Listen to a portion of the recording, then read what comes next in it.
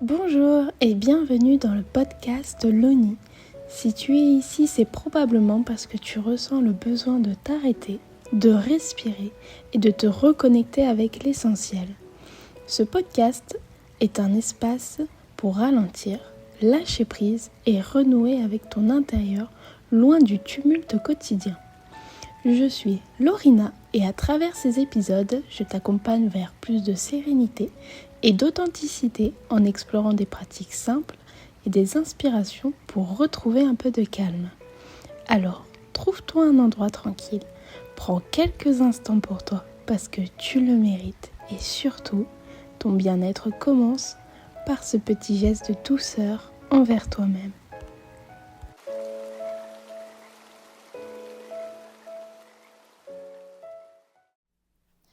Aujourd'hui, on se retrouve pour un nouvel épisode sur le thème des émotions et aujourd'hui, on accueille une invitée spéciale. Floriane, je te laisse te présenter. Alors bonjour, merci Lorina pour cette invitation. Je suis donc Floriane, j'ai 44 ans, je suis mariée, j'ai 2 garçons de 18 ans et de 16 ans et je suis professeure de yoga depuis 2019. J'enseigne le Vinyasa qui est un yoga dynamique, le Yin Yoga qui est un yoga plus calme et intense et le Restorative Yoga qui est très calme, doux et puis qui est réparateur. Tout ça en présentiel sur Saint-Just-à-Rambert, mais aussi mes cours sont possibles en visio et en replay. Alors, j'ai pas été que prof de yoga, je suis pas que prof de yoga, je suis aussi éducatrice de jeunes enfants et j'ai exercé pendant 20 ans en tant que responsable de structure petite enfance. Et puis après un épuisement professionnel et des conditions de travail et une manière de penser qui ne me correspondait plus, j'ai décidé de quitter ce monde de la petite enfance pour me dédier à l'enseignement, à la formation et à la transmission de la pratique du yoga. Alors, je suis aussi passionnée par le développement personnel et l'éveil spirituel aujourd'hui.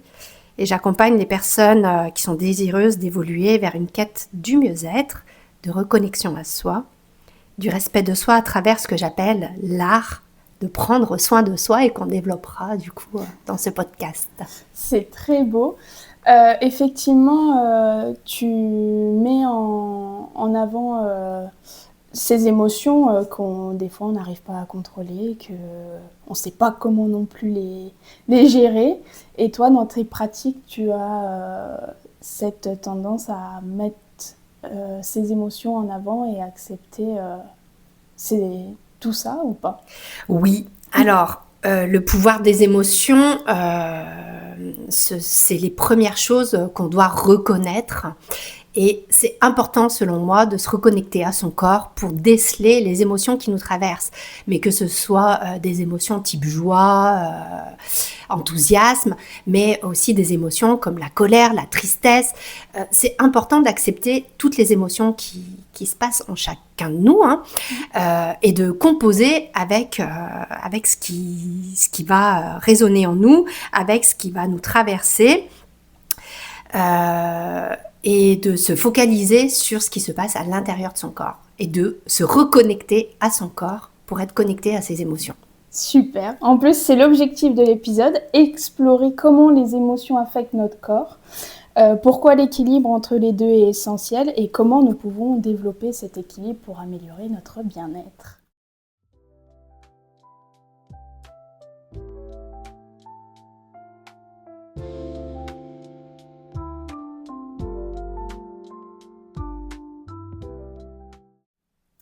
On va aborder maintenant le chaos des émotions. Pourquoi nos émotions sont-elles source de déséquilibre? Et Floriane, pour toi, quelle est la définition du chaos émotionnel? Alors pour moi, c'est l'impression de perdre pied face à une vague émotionnelle intense où les pensées vont s'emballer, où on ressent une perte de contrôle. Et ce tourbillon, il survient souvent quand on ne prend pas le temps d'accueillir justement et d'écouter les émotions qui traversent le corps. Alors on va se sentir submergé, comme emporté finalement par une tempête intérieure. Et quand les émotions, elles ne sont pas prises en compte, elles s'impriment dans le corps. Et elles créent des tensions, du stress, des douleurs chroniques. Elles influencent aussi le sommeil, notre énergie et puis nos relations avec les autres et la relation qu'on a avec nous-mêmes. Et sur le long terme, un déséquilibre émotionnel, ça peut mener à un épuisement, de l'anxiété, des troubles physiques et puis on développe aussi malheureusement des maladies. Ça, c'est sûr. Et tu penses que l'anxiété, j'ai tendance à avoir beaucoup d'anxiété quand je suis en surcharge d'émotions, que j'arrive plus à contrôler. Ça pourrait être dû à un chaos émotionnel? Alors quand on a du mal à gérer ses émotions, à les reconnaître, oui, mais c'est pas irréversible. L'anxiété, on apprend à la gérer. C'est très compliqué. C'est compliqué. C'est compliqué, mais il y a suffisamment maintenant de méthodes et d'outils pour pouvoir s'orienter vers ne serait-ce que de la respiration, un temps de vraie pause, un temps de vraie connexion, de reconnexion à soi. Ouais. Ça prend pas longtemps dans une journée et plusieurs fois par jour même, s'ancrer ne serait-ce que par les pieds, aller dehors, prendre l'air frais, respirer tout simplement, parce qu'aujourd'hui, c'est ce qu'on ne sait plus faire. Respirer et s'autoriser à faire des pauses. Oui, c'est vrai. On est beaucoup en apnée, comme on abordait hors podcast, qu'aujourd'hui, on n'arrive plus à respirer et on ne sait plus non plus respirer parce qu'on ne l'apprend pas forcément. Et il y a aussi, si on veut aller plus loin, la méditation en pleine conscience qui aide énormément à prendre une pause et à s'arrêter.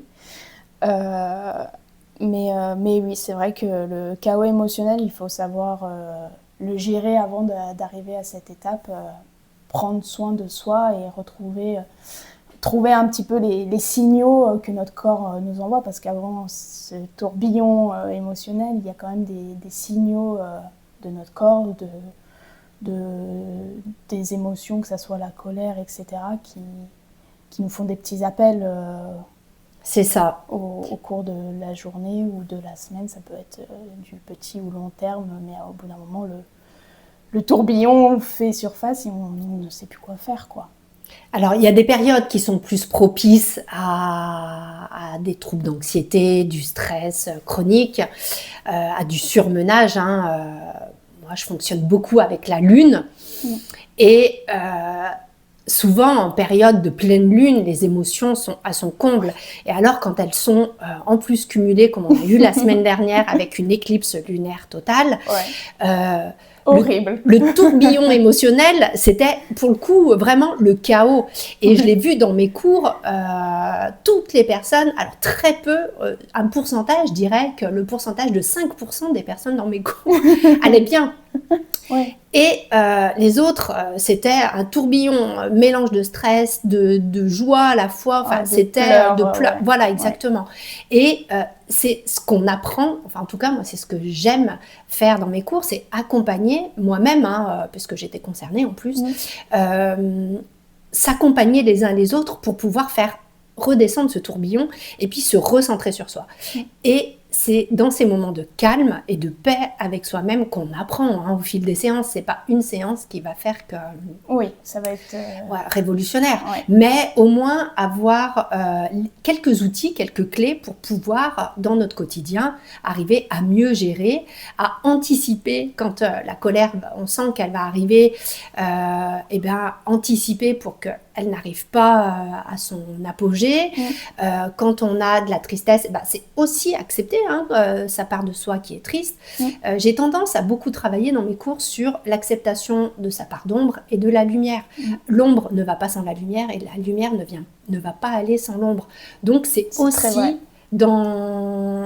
j'inclus dans mes cours et dans ma vie quotidienne beaucoup de développement personnel parce que je suis passionnée par ça et que je trouve que la pratique du yoga, comme c'est une philosophie de vie qui est quand même quand on va à un cours de yoga, on n'y va pas comme dans un cours de pilates. Ouais. Voilà, on vient pour se détendre, pour se faire du bien à soi. Il y a tout plein de principes, exactement. Et j'aime que les gens, encore une fois, viennent pour prendre soin d'eux, pas pour faire plaisir à Pierre-Paul Jacques ou parce qu'il faut. Oui, on vient pour soi en priorité. Et comme on en a déjà parlé, c'est tout un art que d'entretenir en fait le fait de faire attention à soi et de s'accepter, d'accepter ces zones d'ombre. C'est vrai, c'est très beau. Et ça part d'émotion. Alors, on va aborder plus en détail les émotions négatives et très clairement quand le corps subit le poids des sentiments. Alors, qu'en penses-tu de ces émotions négatives? Comment elles peuvent nous avoir des conséquences sur la santé mentale et physique? Et qu'est-ce qui se passe en fait dans tout ça? Alors, quand nos émotions, elles deviennent chaotiques et qu'elles ne sont donc pas comprises, ou qu'elles entrent en conflit avec nos pensées et nos croyances, eh bien, on va ressentir donc parfois de la colère, du stress, de la fatigue, ou alors, au contraire, comme on disait tout à l'heure, peut-être de la joie, du contentement. Toutes ces choses, elles ont un impact sur notre corps. Et quand on est en décalage entre ce qu'on veut et ce que notre corps ressent, c'est qu'on est trop habité par un mental qui est tout le temps en perpétuel mouvement. Notre système nerveux sympathique est très très actif. Et alors là, il y a une incidence du coup sur notre corps. Donc, l'impact du stress, par exemple, sur le corps, le stress, il va augmenter le taux de cortisol, il génère des tensions musculaires, il perturbe la digestion et affaiblit le système immunitaire. Quand on a des expressions comme par exemple, on se bouffe le foie, c'est vrai. On se met la rate au courbouillon. On en a plein le dos. Ouais, tout ça a du sens. Oui. Tu vois, et ça, c'est les émotions qu'on refoule, qu'on emmagasine et qu'on exprime par ces expressions. Ensuite, par exemple, l'anxiété, c'est quand on a notre système nerveux sympathique qui est tout le temps en mode combat-fuite et qui empêche du coup le repos et la récupération. Donc, tout à l'heure, on parlait d'anxiété, tu disais que tu étais très anxieuse. Eh bien, c'est parce que tu as certainement emmagasiné depuis bien longtemps cette réponse combat-fuite et qu'à présent, tu pourrais la gérer autrement en activant plutôt ton système nerveux parasympathique et donc une pratique beaucoup plus calme pour pouvoir activer la réponse repos-digestion. Tu vois ? Ouais. La colère, par exemple, elle crée une pression artérielle élevée, des tensions dans la mâchoire, un abdomen hyper tendu et un sommeil très perturbé, notamment entre 1h et 3h du matin. Ouais. Quand on a beaucoup de colère en soi, c'est que le foie dysfonctionne ou fonctionne ah oui, pas comme il faudrait. Ouais. Okay. Et donc, entre 1h et 3h du matin, tu penseras à moi si tu te réveilles à ce moment-là. Je dirais, Floriane, je pense à toi à cette heure-ci. Donc, du coup, je suis dans ce... C'est, la colère qui est refoulée. Ah ouais, ok. Voilà. C'est super intéressant. Tu penses que le fait de les ignorer ou être dans le déni, on est beaucoup dans le déni aujourd'hui, on ne veut pas être en colère, on ne veut pas être triste parce que il y en a qui pensent que c'est faible. Est-ce que ça a un impact sur le reste de ta journée ou de ta semaine? Parce que si tu accumules et puis finalement tu es dans ce même état, finalement, tu n'arrives pas à te retrouver et plus tu es dans le déni, plus elle est énorme, cette émotion, et à un moment donné, elle te fait comprendre qu'elle est bien là et que c'est compliqué quoi, d'être dans ce déni. Alors oui, si tu ignores tes émotions, donc c'est que tu les refoules. Donc tôt ou tard, elles vont forcément impacter ta journée et ta vie, même en règle générale. Ouais. Revenir à son corps. Et quand je dis revenir à son corps, c'est revenir en présence corporelle. C'est-à-dire te reconnecter à tes sensations d'abord. On fera un petit exercice tout à l'heure, si tu veux. Te reconnecter à lui, à tes sensations, pour ne pas lutter ni aller à contre-courant. Et c'est ce que j'enseigne dans mes différentes pratiques. C'est tout un art, un processus qui prend du temps parce que la société, elle ne nous l'enseigne pas. Non. Elle est à l'inverse de ce qu'on devrait apprendre finalement dès la petite enfance. Et d'ailleurs, je vais faire un parallèle avec mon métier d'éducatrice de jeunes enfants. Il y a 20 ans, on laissait beaucoup les enfants jouer, s'exprimer avec de la liberté, de l'autonomie, avec peu de jouets à disposition. Et puis, ils se créaient eux-mêmes leurs jeux et au fur et à mesure, les parents étaient beaucoup dans la demande de « il a fait quoi aujourd'hui en dehors d'aller jouer dehors ?» ou « il a fait quoi aujourd'hui en dehors de jouer tout seul ?» enfin, librement. Et parce qu'on n'avait pas produit des choses avec les enfants, on se prenait des réflexions assez importantes. Ah oui, mais d'accord. Oui. C'était dramatique parce que pour eux, l'enfant n'avait rien fait. D'accord. Alors que jouer, s'ennuyer, c'est quelque chose qui devrait se cultiver, finalement. Les enfants, tout petits, tu les mets dehors, ils jouent avec des cailloux, avec des bâtons de bois. Enfin, ils ont mille et une façons de faire fonctionner leur imaginaire. Et là, en fait, les parents nous demandaient de leur faire faire. Et du coup, nous, on s'est construit, finalement, parce qu'on a tous eu ça. On a tous vécu ça, et encore plus aujourd'hui, parce qu'on est dans une société de consommation, de production. Il faut faire, il faut aller toujours plus vite. Et voilà. Et donc, ces pauvres enfants, aujourd'hui, eh bien, ils sont confrontés à ça, et c'est avec ces schémas-là qu'ils vont se construire tout au long de leur vie. Et c'est en ça aussi où j'ai été en décalage, finalement, parce que moi, j'avais pas fait ce métier pour faire faire. Ça correspondait pas du tout à ce que tu voulais... Non. Donc, bon, après, on fait... on vit la vie qu'on a menée. Oui, bien sûr. Mais tout ça pour te dire que du coup, à force de faire, on n'est plus connecté à soi. Et de se reconnecter à son corps, à ses sensations, à ses émotions, eh bien, c'est là qu'on va apprendre à les gérer, à les accueillir parce qu'elles sont là. Ces sensations, ces émotions sont là et il faut les accueillir avec compassion. Et la compassion, c'est ce que j'essaye de faire développer, de faire entendre, parce que si on n'a pas de compassion envers soi-même, on ne pourra pas en avoir pour les autres. C'est vrai. Aujourd'hui, on est tellement dans une société où, comme tu disais, tout va très vite, où on ne prend plus le temps pour soi parce qu'on ne l'apprend pas non plus. Enfin, la société ne t'apprend pas à être bien, à prendre du recul, à être dans la bienveillance avec toi-même. Et aujourd'hui, on a eu énormément de personnes qui ont tiré la corde jusqu'au moment où la corde pète en deux. Et aujourd'hui, on parle énormément de burn-out. Toi, quelle est ton image sur ça ? Est-ce que... à un moment donné, on peut éviter ça ou c'est vraiment une perception de la société finalement qui elle veut pas ça, mais qui nous entraîne à plus relâcher et finalement le corps suit plus, quoi. Alors, le burn-out, je l'ai vécu. Donc, et je suis très bien placée pour en parler. Voilà. Alors, bien placée, je ne sais pas. En tout cas, c'est mon expérience.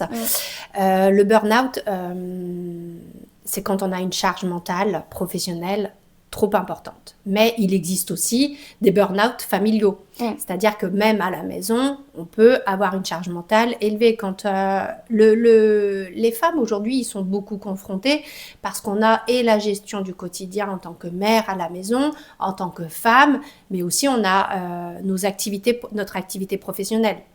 Donc tout ça cumulé, c'est quand même... Voilà, on porte beaucoup de choses sur les épaules. Et quand on en arrive au burn-out, c'est que le corps, là pour le coup, on n'a pas écouté, on a refoulé les émotions, on n'a pas écouté ce que notre corps... Parce qu'il y en a eu des signaux, hein.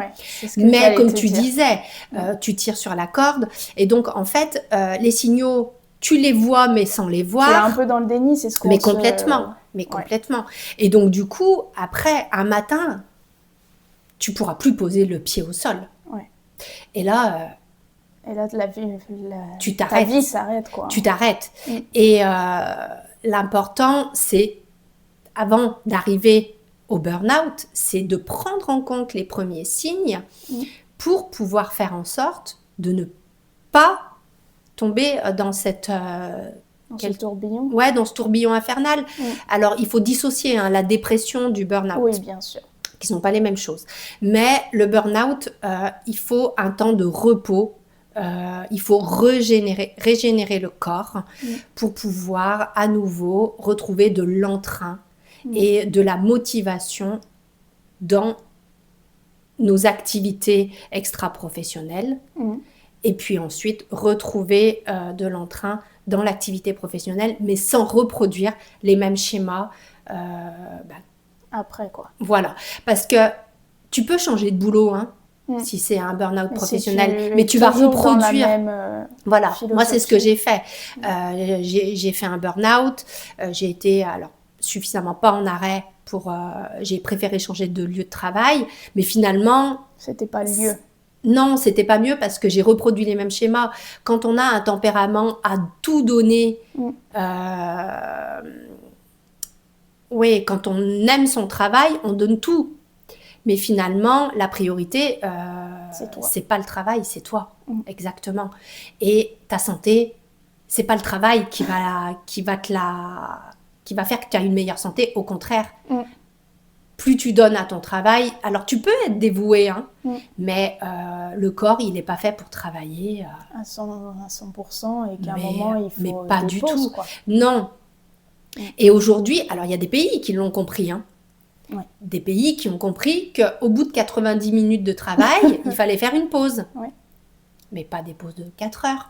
Mais tu travailles 90 minutes, tu t'arrêtes, comme on disait tout à l'heure, tu fais un petit check-in de ton corps, tu te reconnectes à ton corps, tu respires, et puis tu te remets au travail. Tu es 2 fois, 4 fois plus productif que si tu enchaînais 10 heures de boulot sans t'arrêter. Ah oui, non, mais ça c'est sûr. Et il y a les pays nordiques, eux, ils ont compris. Notre système à nous aujourd'hui, c'est tu travailles plus, toujours plus, et puis on est gangréné aussi avec les réseaux sociaux qui montrent une image de la productivité, de la vie tout, parfaite, qu'il faut travailler toujours 24 faire. heures sur 24 si c'est tu ça. veux réussir. Et puis tu auras le sourire avec, et puis non mais c'est ça n'existe pas, faux, oui. mais non, mais ça n'existe pas, et il faut arriver à se déconnecter de ce qu'on voit sur les réseaux sociaux, les mails. Faut se déconnecter de tout ce superflu qui, en fait, finalement, empoisonne la vie. Et c'est à cause de toutes ces petites choses qu'on en arrive au burn-out, à cette charge mentale. Quand tu rentres du boulot, qu'est-ce que tu fais ? Tu regardes Instagram. Les jeunes, ils regardent TikTok. Non, mais... Et là, tu as l'impression de faire une pause. Et puis finalement, tu passes 2 heures, mais c'est ça. Et demie, puis tu te dis, purée, j'ai rien fait. Et en plus, ça t'a chargé ton mental. Bien sûr. Parce que tu as continué à le faire marcher au lieu de le reposer. Oui. C'est comme... j'avais vu un dicton qui disait qu'il fallait pas prendre son téléphone 1 heure, je crois, avant de dormir. Ouais. Parce que sinon, ton cerveau, en fait, il est toujours dans un tourbillon de ce que tu disais. Il ne se repose pas réellement. C'est ça. Et il n'a pas conscience qu'il va dormir, en fait. Il est toujours dans cette excitation, si on peut dire ça, de l'écran, parce qu'il y a des ondes et que voilà... Donc, toi, tu t'en penses quoi de tout ça ? Alors, je l'aborde ça dans mes ateliers yoga restauratif et sommeil, que pour avoir un bon sommeil, il ne faut pas d'écran avant le coucher. Et alors, 1 heure, toi, tu parles d'1 heure, mais c'est bien plus, en fait, finalement. Je suis loin. C'est bien plus. Au moins 2h30. Ah ouais. Ouais. Avant de te coucher, il ne faudrait plus ni regarder la télé, ni avoir son téléphone. Tu prends un bouquin et... alors même les liseuses, attention, les liseuses, il y a une lumière, donc il faut faire attention à ce qu'on achète. Ouais. Mais un bon bouquin avant de se coucher, ça amène au sommeil et ça calme déjà, voilà, le mental. La lumière, le soir, alors si c'est des routines qu'il faut mettre en place, hein, mais petit pas par petit pas, ouais, comme on dit. tu baisses les lumières le soir quand tu regardes ta télé. Et puis, déjà, ça calme aussi le système nerveux. Et toutes ces petites choses mises en place amènent à un meilleur sommeil. De toute façon, les Français ne savent plus dormir. Non. Et il faut un minimum de 8 heures de sommeil on est énormément par nuit. en éveil aujourd'hui. Ah, mais complètement. Il faut se lever tôt, il faut se coucher tard, etc. Donc, en fait, finalement, on n'a pas suffisamment de repos. Et c'est en ça aussi que les burn-out sont très présents. Et voilà, le manque de sommeil, mais c'est... passe 2 ou 3 jours en passant des nuits atroces. Mais derrière, le chaos des émotions, là, pour le coup. Ouais, c'est sûr. Le sommeil est très réparateur. On se perd quand on ne dort pas. Alors, quand ceux qui disent, bah oui, je dormirai quand je serai entre 4 planches. Mais il y en a énormément qui disent ça. Ah, mais c'est sûr que tu dormiras. Mais avant ça... finalement, ta vie a été chaotique. Mais c'est ça. Où tu subis plutôt que de la vivre. Ben ouais. Et le sommeil, de toute façon...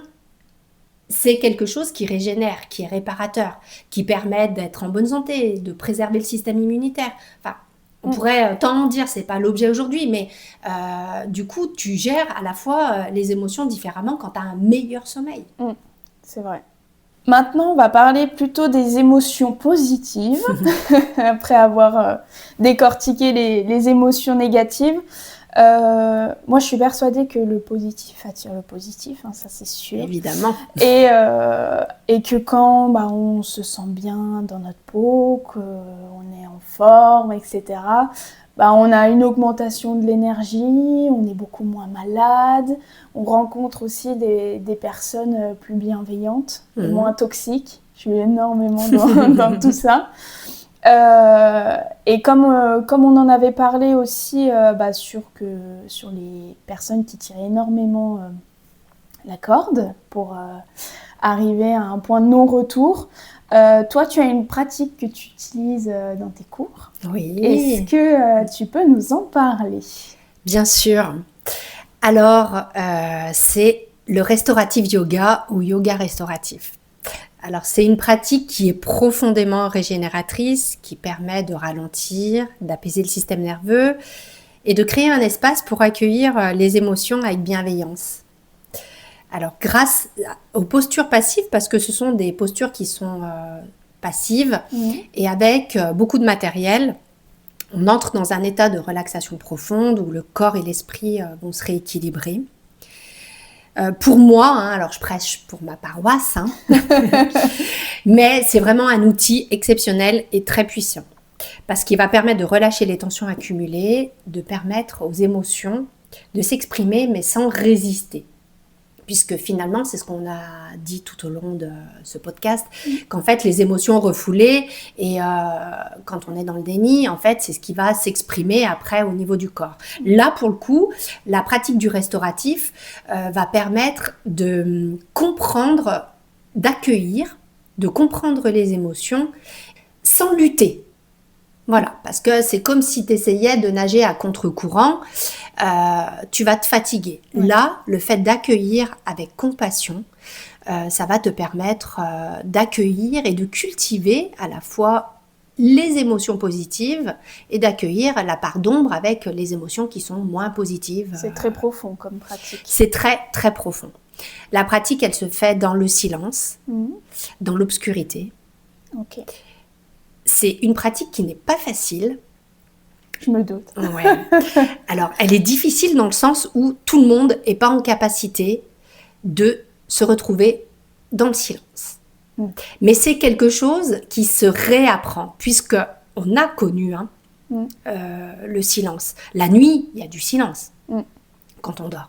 Sauf qu'aujourd'hui, on est tellement stimulé par la musique dans la voiture, par la télé, par les téléphones, les notifications qui sonnent sans arrêt. Et donc, du coup, c'est des stimulations, des surstimulations, je dirais, qui ne nous permettent plus d'être dans le calme et dans le silence. Et le yoga restauratif permet d'être dans le silence, dans l'obscurité, parce que l'obscurité, ça calme le système nerveux et ça l'apaise.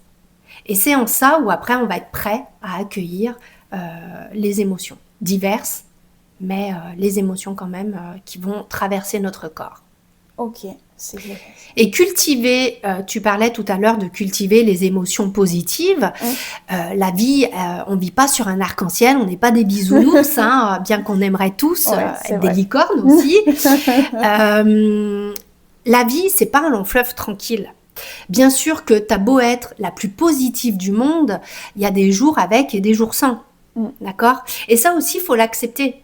Mais plus tu vas cultiver, donc par le biais de la pratique du yoga restauratif, et plus tu vas cultiver le respect de toi, l'amour de toi, que tu vas t'entourer de choses qui te font du bien, forcément les choses plus toxiques s'éloignent. Ben ouais.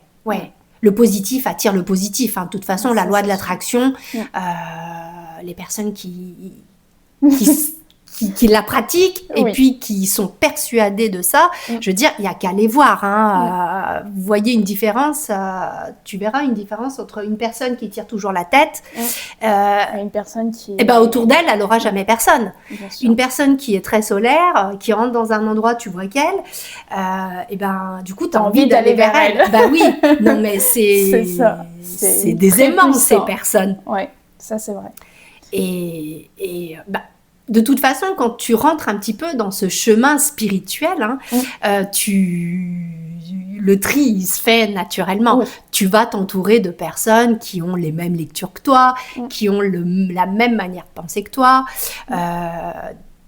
Et puis, je pense que indirectement, tu t'éloignes énormément des personnes qui, peut-être de ton entourage proche, ou des amis que tu as pu avoir et où tu n'es plus du tout aligné et que tu dis pour me préserver, je suis obligée de me séparer ou de m'éloigner de ces personnes qui ne m'apportent pas du bien finalement. Exactement. Mais encore une fois, après, alors on est beaucoup dans le jugement dans la société, mais parce qu'avant d'agir, on pense à ce que les autres vont penser. Et c'est un tort. Parce que tu peux pas prédire l'avenir, tu peux pas savoir quelle est la réaction des personnes et en plus, leur avis, c'est leur vie en fait. C'est voilà, toi ta vie c'est la tienne, peu importe ce qu'elles pensent ou leur jugement, à la limite, ce qui est le plus dur, c'est de s'en moquer. Ouais. C'est un énorme exercice. C'est un gros travail. Mais après tout, encore une fois, il faut être aligné avec ses émotions, avec son intuition et faire ce qui est bon pour soi et pas bon pour les autres. Oui, c'est vrai. C'est très puissant ce que tu viens de dire. Pour une petite question avant de procéder à l'exercice. Oui.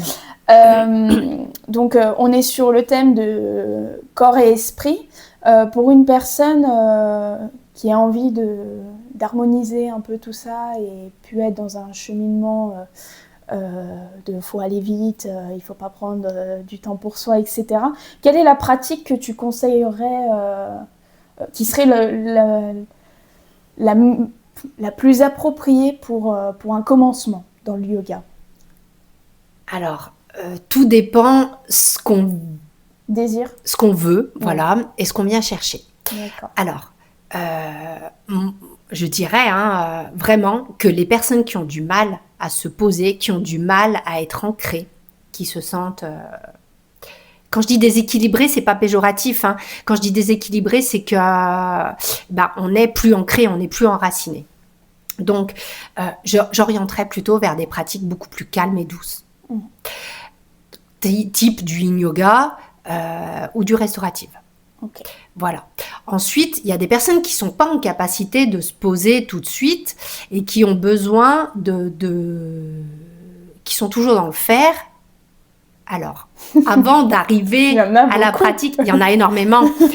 Mais je vais t'expliquer quelque chose, c'est que beaucoup de personnes, au départ, venaient dans mes cours d'Ashtanga et de Vinyasa. Aujourd'hui, j'ai arrêté d'enseigner l'Ashtanga parce que je ne le pratique plus.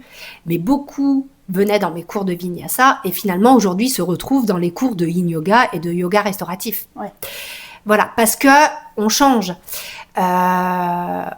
On évolue énormément. On évolue, et puis surtout, et c'est là où je suis très fière de mes élèves, je le dis, j'espère ils écouteront ce podcast, c'est qu'ils arrivent à mieux connaître leur corps et leurs besoins. Ouais. Et ça, c'est extraordinaire d'en arriver. Moi, quand je les vois évoluer, et je me dis que mon travail est fait et que j'évolue aussi avec eux. Hein. Mais, tu dois ressentir une gratitude énorme. Énorme. Et je les remercie sans cesse parce qu'on a une énergie du groupe qui porte. Enfin, tout est aligné, tout est beau. Et c'est vrai que quand je les vois de partir d'un cours de Vinyasa et arriver ensuite dans un cours de Yin Yoga, je me dis qu'ils ont fait un sacré chemin.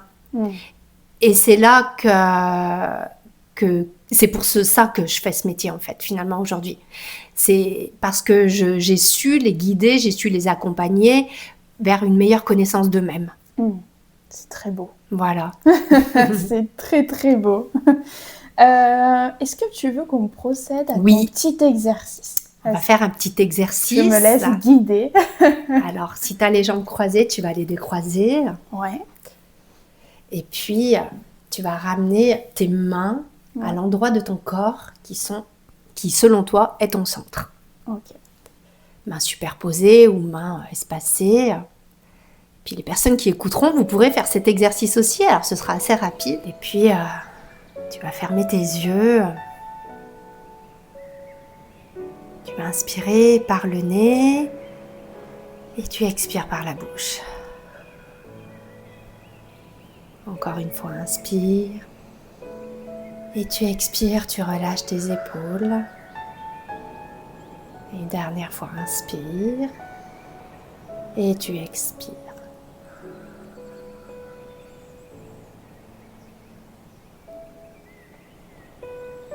Tu vas observer la chaleur qui se dégage de tes mains et qui va venir se déposer à l'endroit où tes mains sont posées.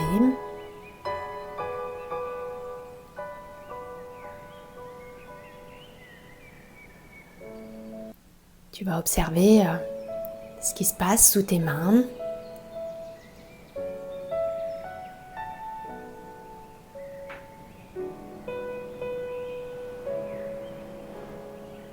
Tu vas observer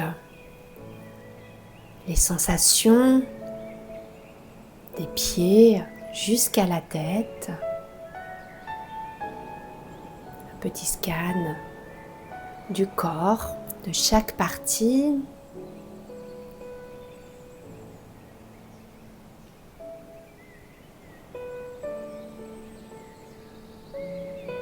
Et si tu ressens des tensions, tu vas y déposer de l'amour, de la lumière. Tu ne cherches surtout pas à commenter ou à analyser ces tensions. Juste déposer cet amour et cette lumière et puis tu passes à autre chose.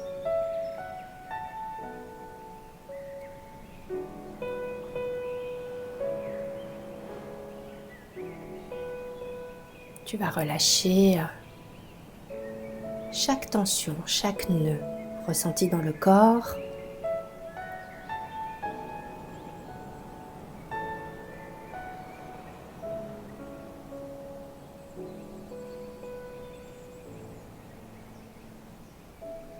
Tu vas observer maintenant ta respiration.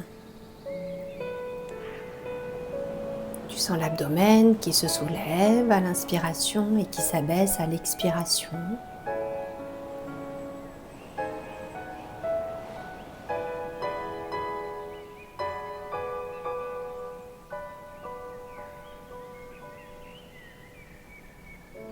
Et puis tu sens peut-être tes côtes qui se soulèvent, ainsi que ta poitrine.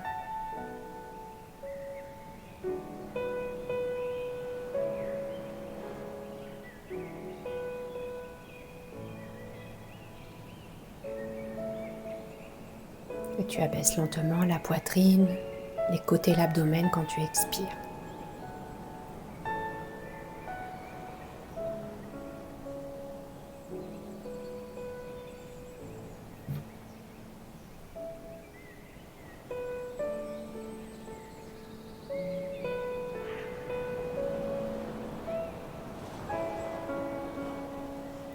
présent, tu vas observer ton degré d'énergie sur une échelle de 0 à 10, peu importe le curseur où tu vas le mettre. Tu vas simplement accueillir pour essayer de le faire évoluer au long de ta journée.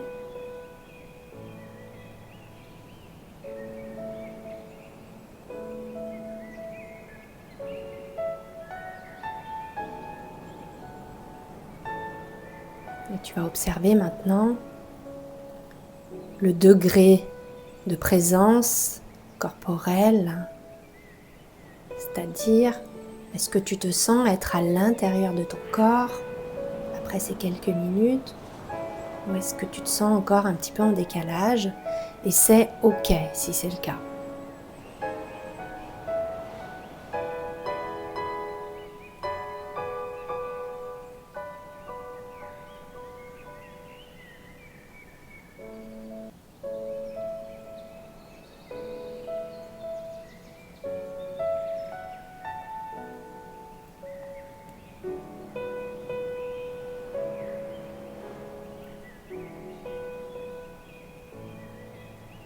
Et à présent, tu vas observer une ou plusieurs émotions qui peuvent te traverser.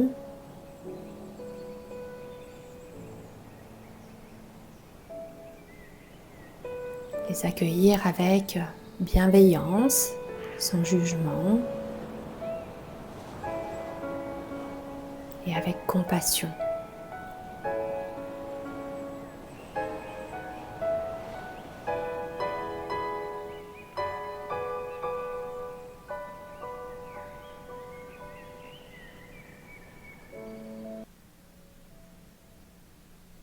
Et quand tu te sentiras prête, tu vas pouvoir ouvrir tes yeux. Et voilà. Merci. Comment tu te sens ? Je me sens toute dans un nuage. Bien. C'était très profond, très intense aussi. Merci beaucoup. Mais avec plaisir, merci à toi. Alors cet exercice, il n'a pas duré très longtemps. En yoga restauratif, on le fait durer bien plus longtemps. Voilà. Ça déconnecte. Ça déconnecte un petit peu et tu te reconnectes à tes ressentis, à ton corps. Et ça, tu peux le faire plusieurs fois par jour. C'est pas très difficile. Il suffit juste d'avoir cette petite routine et cette petite astuce. Et ça, on peut le faire dès lors qu'on sent qu'on a un trop-plein. Exactement. Et qu'on va se reconnecter sur ton souffle, ton ressenti, sans chercher à juger ni à analyser. Accueillir. Et pour conclure ce très bel épisode de bienveillance et tout ce qui va avec, j'aurais une petite question pour toi. Une dernière, je te promets. Ah, mais il n'y a pas de problème. Le chemin vers un équilibre corps-esprit nécessite beaucoup de temps et beaucoup de discipline. C'est pas facile, même si on a beau le faire un jour par-ci, un jour par-là, ça n'a peut-être pas de bénéfique sur le long terme parce que c'est normal. Quel conseil tu donnerais à ceux qui peinent à maintenir cet équilibre sur le long terme ? Alors, venez dans mes cours. C'est vrai que c'est très bien. En plus, tu fais de la visio et du replay. Donc, ceux qui ne sont pas dans la Loire, vous pouvez... À distance, c'est possible. Voilà. Alors, en fait, il faut vraiment se créer une routine quotidienne. Au début, ça peut être contraignant, mais... sur le long terme, comme tu disais, on en voit tellement de bénéfices qu'il faut s'astreindre à cette routine. Peut-être qu'au début, ça va être 10 minutes, 5 minutes, 10 minutes, un quart d'heure, 20 minutes. Pour ma part, en tout cas, quand on me demande ce que je mets en place, prendre l'air tous les jours. Peu importe, alors c'est sûr que s'il pleut à torrent, c'est compliqué, mais prendre l'air au minimum 20 minutes dans la journée. prendre la lumière naturelle de l'extérieur, se reconnecter avec la nature. C'est déjà quelque chose qui est très ressourçant. Ensuite, quand on sait que ça nous fait du bien, on ne va pas avoir envie de laisser tomber, donc on poursuit. Et comme je vous le disais tout à l'heure, comme je te l'expliquais, c'est un art de prendre soin de soi, d'accord ? Donc ça s'apprend et ça s'entretient. L'important, c'est de s'aimer soi-même, et c'est ce que j'essaye de transmettre à travers mes cours, mes ateliers et mon enseignement. S'écouter, se respecter, se faire du bien, respirer, méditer. C'est pas forcément faire, d'accord ? C'est aussi s'accorder un temps de pause et un temps pour soi. Je pense qu'il faut pas le prendre dans un esprit de je vais devoir le faire comme une punition, au contraire. Non, vraiment, alors si c'est une contrainte, faut pas y faire. Si c'est une lutte, encore une fois, non. Il faut qu'on le fasse parce qu'on en a envie et on sait que ça va nous faire du bien. Tu peux aller t'aérer 5 minutes, ça peut suffire. T'installer, méditer, faire le petit check-in qu'on a fait tout à l'heure, ça peut être suffisant au départ. Parce que plus on met la barre haute, moins on va la tenir sur la durée. Donc il faut y aller à son échelle et petit peu par petit peu. Voilà. Effectivement. Pour ma petite part, je fais une petite parenthèse. J'avais pas du tout l'habitude de prendre soin de moi avant. Et j'ai commencé vraiment petites choses par petites choses et qui aujourd'hui sont devenues banales et que je fais directement sans y réfléchir. C'est automatique, oui. C'est ça. Je mettais, par exemple, je sortais de la douche, la première chose que je faisais, c'est de mettre mon lait pour le corps. Et le fait d'avoir un toucher sur soi, c'est déjà une énorme progression pour les personnes qui ont vraiment pas du tout l'habitude de prendre soin de soi, de s'aimer, etc. Faire des masques, prendre vraiment du temps, se faire belle, une belle coiffure, se maquiller. Il y a plein de petites... se sentir belle, c'est s'aimer. Bien sûr. Alors, c'est pas se mettre 10 tonnes de maquillage, faut s'accepter tel qu'on est. Mais voilà, accepter son corps tel qu'il est, accepter d'en prendre soin, parce que votre corps à tous, il nous porte. Et donc, du coup, c'est comme ça qu'on en prend soin, t'as raison. C'est ça. Il faut savoir l'aimer avec ses défauts qu'on peut avoir aussi, et puis qui finalement sont la plus belle chose qu'on peut avoir. Donc voilà. C'est beau. Donc c'est vraiment encourager beaucoup de personnes à prendre soin de soi, à prendre soin de son esprit, d'écouter ses émotions, et dès qu'on a des signaux, on ralentit, on accepte. Pas être dans le dur. Ouais, c'est ça. Mais c'est dur quand on a la tête sous l'eau, c'est difficile d'en sortir. Et l'entourage parfois lance aussi des alertes. Je pense qu'il y a eu énormément aussi d'éducation très dure.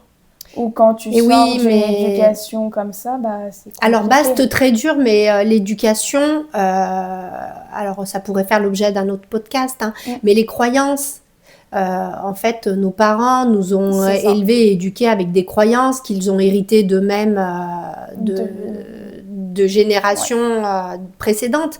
Et c'est de ça dont il faut sortir, de ces croyances qui nous limitent énormément. Et de découvrir finalement par nous-mêmes bien sûr. La beauté de la vie. Parce Exactement. que la vie est belle. La vie est belle, pas toujours très simple, c'est ça. mais en tirer du positif. Si elle serait trop simple et trop belle, on s'ennuierait. Et puis on grandirait pas. C'est ça. L'important, c'est de s'élever. C'est ça, exactement. De se soutenir. Voilà.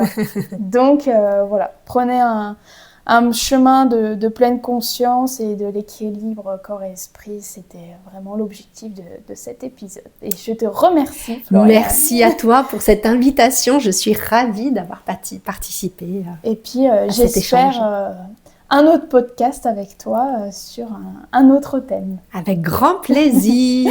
Merci.